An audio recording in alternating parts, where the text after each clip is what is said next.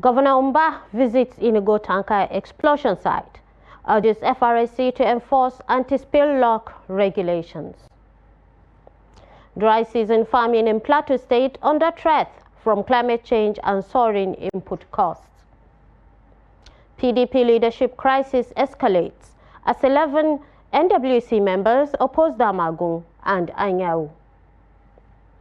Tragedy in Sudan as attack on Western Sudan hospital leaves 70 killed.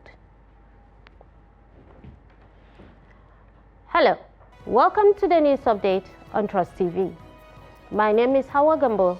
Thank you for joining us. At least 13 people were rescued after a devastating crash involving a petroleum-laden tanker and 17 vehicles today in Enugu State. The accident, which took place early this Saturday, has left 18 people dead and several others injured. According to the Federal Road Safety Corps, the crash occurred due to brake failure on the tanker, which was transporting premium motor spirit. The driver lost control and the tanker collided with multiple vehicles, resulting in a massive fire that engulfed 11 vehicles. Tragically, 18 victims were burned beyond recognition in the ferry wreckage. The rescue efforts involved the FRSC, the Enugu State Governor, Barrister Dr. Peter Ndubisimba, as well as officials from the Ministry of Transportation and Health, the Enugu State Commissioner of Police, and other emergency responders. Preliminary reports suggest that brake failure caused the tanker driver to lose control, leading to the pileup and subsequent fire. The tanker, which was transporting fuel, collided with the other vehicles after losing control, sparking a fire that consumed 11 vehicles and tragically claimed the lives of 18 people. To ease congestion, traffic has been diverted to the inward Enugu lane, while authorities continue the process of clearing the burnt vehicles. The FRSC is urging motorists to remain cautious and avoid the affected routes. The dual challenges of climate change and the rising cost of farming inputs are posing significant threats to the dry season farming in several communities across Plateau State. Farmers in the region say these factors are severely affecting this year's farming activities, leaving them uncertain about the future of their harvest. Trust TV's Ado Musa visited some farms in the state and filed in this report. Green beans and more. For years, irrigation farming in the state has provided abundant harvests, contributing not only food security, but also to the local economy. However, this year's prospects are far from promising. Well, the expectation is very low because the economic situation has ravaged everything, like the fertilizer, the fuel that we are putting on the farm, all of them are costly.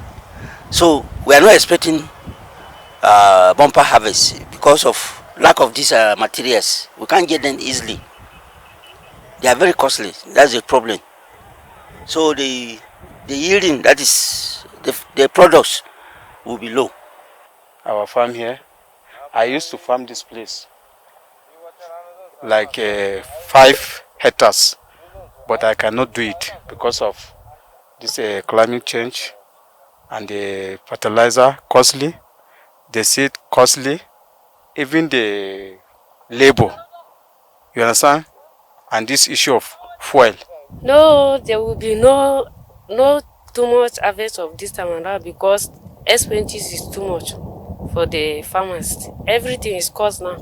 When we went to buy fuel is cost. And if you go to the market now, you cannot buy anything. So everything is cost.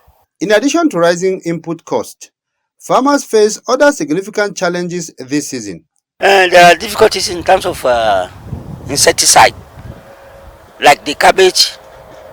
If you don't buy the chemicals to spray on it, the whole thing will be no result. Because once the seed the insect affect the cabbage, nobody can buy it again. So to buy the material, the insecticide, is costly also. That's another challenge. Sometimes they will bring farmers programs, it cannot reach us because we are the farmers that used to carry our goods to market. But we go to market with our goods, but in terms of any program, they cannot reach us. Sometimes they will come and do interviews, carry our headers, but we cannot see anything. Sometimes we will see people, they are giving them they help us with the finance and the water pumps, fertilizer. They cannot use it, so they have to come back to us to sell to us. You understand? So that thing is paying us. Even the buyers and sellers of perishable goods are feeling the pinch. Despite a drop in the prices of some produce, market activities remain sluggish, with traders struggling to sell their goods. The market, I don't even know what to say. The market is something else, but we thank God. There is no market now because it's January. Most of the people are trying to pay for school fees and other things. So people are not even considering eating vegetables and other things. So that's it. The market now is very slow because right now is January. And normally January market is not usually on the high side. It's usually low because people are planning on school fees and other things. Yes, so we are just managing the market for now. Farmers say these economic and environmental challenges are eroding their hopes, threatening not just their livelihoods, but also the stability of Plateau's food supply chain. Ado Musa reporting for Trust TV. The former Speaker of the Lagos State House of Assembly and Minister Olorunnibe Mamora has affirmed the constitutionality of the removal of Mudashiru Obasa as the Speaker of the Lagos State House of Assembly. Mamora's statement comes in response to Obasa's claim that his impeachment was unconstitutional and did not follow due process. Addressing his supporters on Saturday, Obasa maintained that the allegations against him were unsubstantiated and emphasized his extensive experience as a six-time elected member since 2003. Obasa was impeached on January 13, 2025 by 35 out of the 40 assembly members over allegations of misconduct and mismanagement of funds. Mamora, who served as Lagos Assembly Speaker from 1999 to 2003 and held ministerial roles under President Muhammadu Buhari, explained the constitutional process of removing a speaker. Mamora cited Section 92 of the Constitution, which states that a speaker shall vacate their seat if a motion of removal is supported by not less than 2/3 of the House of Members.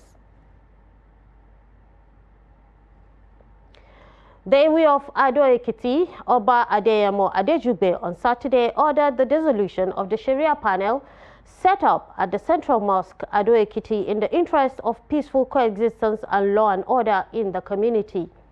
Adejugbe spoke in Ado Ekiti during a meeting he held with the chiefs and indigenes of the community and the chief imam and the president of the League of Imams and Alfaz in the Southwest, Edo and Delta states, Sheikh Jamiu Kewulere, and other Muslim leaders in Ado Ekiti over tensions in some quarters over the Sharia panel issue.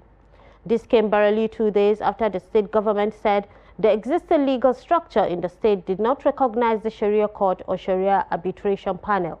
The State Commissioner for Justice and Attorney General Dayo Apata had spoken in reaction to news reports stipulating the first public sitting of a Sharia panel in the state, which resolved 2 marriage disputes. He said the legal structure in Ekiti State, namely Customary Court of Appeal, and High Court, had been handling issues relating to Islamic and Christian marriages and traditional marriages and inheritance without any rancor or agitation. Speaking earlier, the Chief Imam, Kewulere, who confirmed setting up the committee, which he said had resolved a marriage dispute and adjourned on a second matter, dismissed all insinuations that it was set up for sinister motives. Tensions within the National Working Committee of the People's Democratic Party escalated over the weekend, with 11 out of 17 members disowning acting National Chairman Ambassador Umar Damagum and National Secretary Senator Samuel Anyanwu. The rift stems from a dispute over the appointment of legal counsel for a pending Supreme Court appeal. The controversy was triggered by a December 20th, 2024 letter in which Damagum appointed Dr. J.Y. Musa San and Co., reportedly linked to the Minister Nyesom Wuke, as party's legal representatives for Anyawu's Supreme Court case. Damagum claimed to act on behalf of the NWC, but the decision drew backlash from other members, who insisted that appointing legal counsel falls under the purview of the National Legal Advisor, not the acting chairman. In protest, a group of NWC members, led by Deputy National Chairman South, Ambassador Tofik Arapaja, wrote to the President of the Court of Appeal, urging the court to disregard Damagum's directive. They urge that the PDP constitution, particularly Section 42, grants the National Legal Advisor sole authority to appoint external solicitors. PDP spokesperson Debo Ologun Agba reaffirmed the NWC's position, emphasizing that the party's constitution must guide such decisions. The drying of washed clothes under the sun is a common practice across the world. However, experts say spreading wet clothes on the grasses close to dustbins as well as on fences, as well as using stones to support them from falling, are highly unsanitary. This is because spreading wet clothes on grasses can lead to skin infections such as tinubu flies, also known as skin maggots, which causes reddish swellings and irritations on the skin. Here's the full report. Spreading clothes outside under the sunlight allows air to circulate more easily around each piece, which helps moisture evaporate more quickly. When clothes are bunched together, the air cannot reach all surfaces effectively, leading to longer drying times, trapping moisture and creating an environment conducive to mildew and odors. On the flip side, spreading wet clothes in neat and proper places, especially where there is no dirt around to attract flies that could contaminate the clothes, reduces the risk of infections. A dermatologist, Dr. Anaba, speaks on the causes of tinubu flies, commonly known as skin maggots, and their effects on human skin. So typically, what tends to happen is that when people sun their clothes on grass, or you go to the beach, you are lying down in the sand. So now the pregnant, so to speak in quotes, fly has its eggs. It has to lay these eggs, and then the eggs have to become larvae, and then the larva becomes the fly. So typically this should not happen on the human skin, but because the clothes are on the ground, so the fly lays the eggs on the cloth that you sun outside. Some Lagos residents speak on proper ways of spreading wet clothes as a way of preventing tinubu flies and their infection. My own advice is that wash your clothes during the daytime so that the sun will hit it, and make sure you pick it up before evening. Don't wash your clothes and leave it overnight, because you leave it overnight, mosquito and other insects are flying in the night can also get on it, and from there you can also contact one skin infection or the other. People washing their clothes, they need to wire it very well properly before they will wear it, because if they will washing it, spread it anyhow, the fly or any insect can fly over it, can put a maggot on it. So if they wear, so person wear that's all clothes, it can cause another disease to our body. So my advice to everybody, to if you wash your clothes, make sure that you press it very well. Even our children or our elder, they need to wash it properly before they will wear it. For people spreading clothes on the walls, on the wire, on the ground, on the a place that is still dirty, especially we need to take care of our children. You know, a lot of disease all over the country now. We've heard of cholera all over the places. So to prevent those diseases, we need to stop spreading clothes on the walls. Dr. Naba further advises everyone on effective ways of preventing tinubu flies. Don't put your clothes on grass. Hang your clothes appropriately, and don't be stuck in a sandy area. So if you are in a place where there are a lot of flies, that's going to be a risk for you. And if you now suddenly see yourself with this pain and the maggots in the skin, there's no need to panic. Just come to the hospital. There are simple things to do and the maggot is out. And don't press. Preventing oneself from tinubu flies or skin maggots has to do with spreading of wet clothes in a neat area that is free from flies, as well as ironing of clothes, particularly children clothes and adult underwear. The Borno State government has reiterated its commitment to partner stakeholders and non-governmental organizations to remove the number of out-of-school children in the state. It stated this during the commemoration of the World Education Day in Maiduguri with the theme Artificial Intelligence and Education Challenges and Opportunities. The Commissioner of Education said it will leverage technological tools for access to knowledge and digital learning for children. Meanwhile, UNICEF expressed worry that more than half of displaced children affected by the Boko Haram conflict are out of school in the Northeast region. It said it will continue to partner the state government to provide access to quality education through its Nigeria Learning Passport platform, which has captured 102 teachers with more than 38,000 children in Borno State.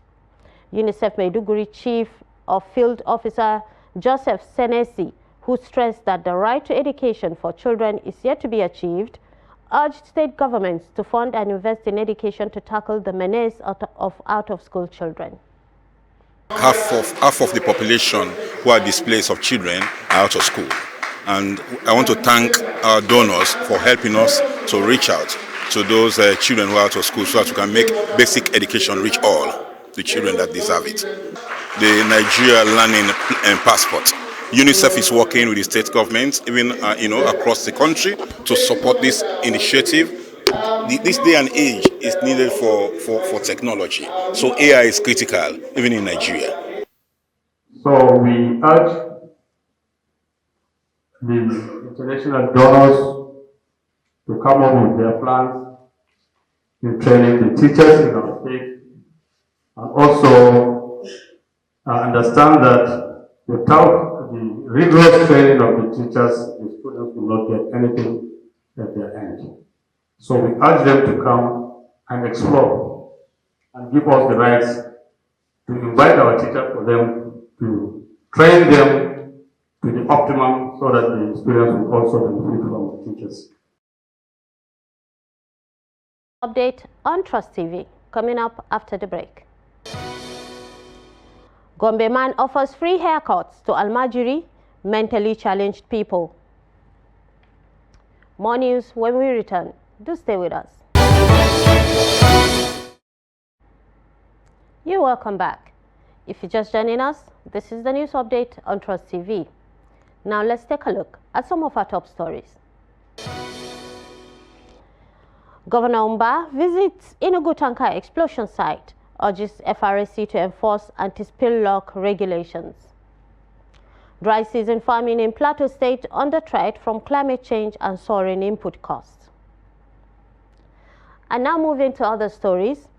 The National Tijaniya Maulud, which held at the Sani Abacha Stadium in Kano State, drew thousands of participants from across the country and beyond, making its 39th annual celebration. The chief host, Governor Abba Kabir Yusuf, lauded the efforts of the Tijaniya sect in maintaining peace and harmonious relationships with other sects in Nigeria. Ina so ne amfani da wannan dama na gaya wa al'umma cewa jihar Kano a ƙarƙashin wannan mulki namu wanda Allah ya mana.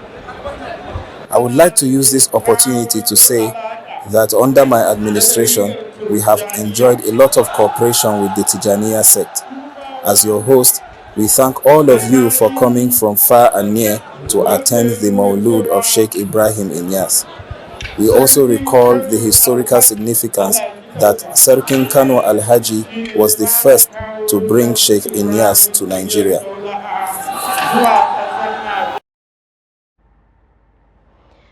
A resident of Gombe State, Usman Sabo, is changing lives through his selfless actions. Sabo has taken it upon himself to gather less privileged individuals and people with mental health challenges to offer them free haircuts. He believes that everyone deserves respect in the community, no matter their conditions. Hassan Koli has more. This humble gesture by Usman Sabo has not only restored dignity to many in the community, but has also inspired hope. With his tools in hand, he tirelessly grooms the less privileged and individuals living with mental health issues, all at no cost. I heard from members of the community that someone is offering barbering services to my fellow Almajiris, so I decided to come, and he shaped me too. Many of us are coming here because this gesture gives us a sense of belonging and hope. We will never forget this kindness, which is rare. May God bless him.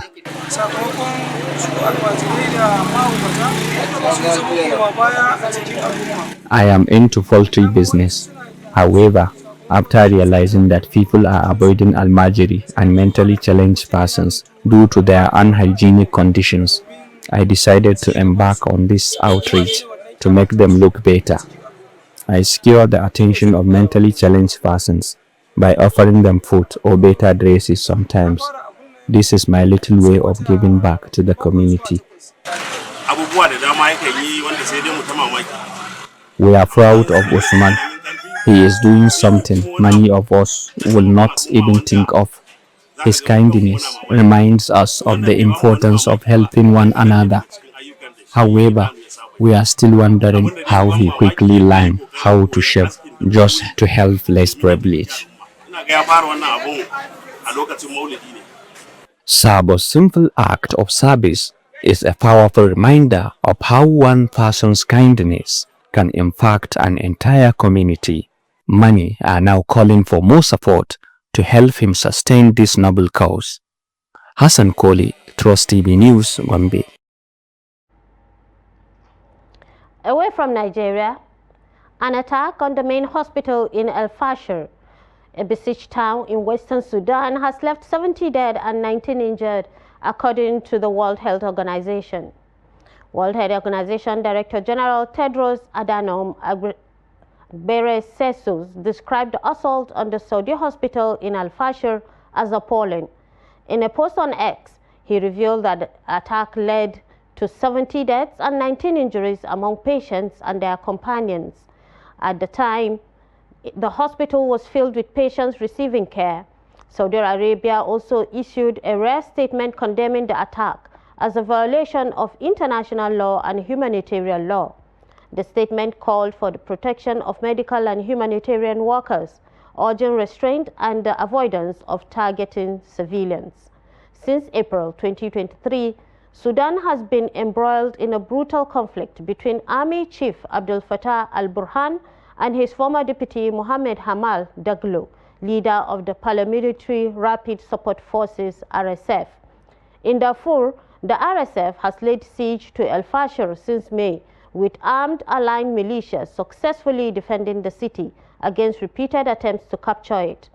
However, it remains unclear which side was responsible for the hospital attack, as independent verification by the AFP has not been possible.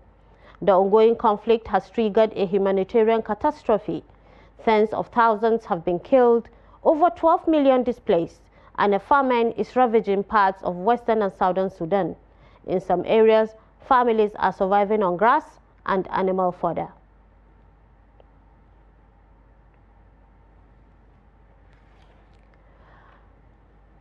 And with that, we come to the end of the news update on Trust TV. Do not forget to follow us on all media platforms and subscribe to our YouTube channel for constant live streams of programs and documentaries. My name is Hawa Gambo. Thank you for joining us, and see you next time.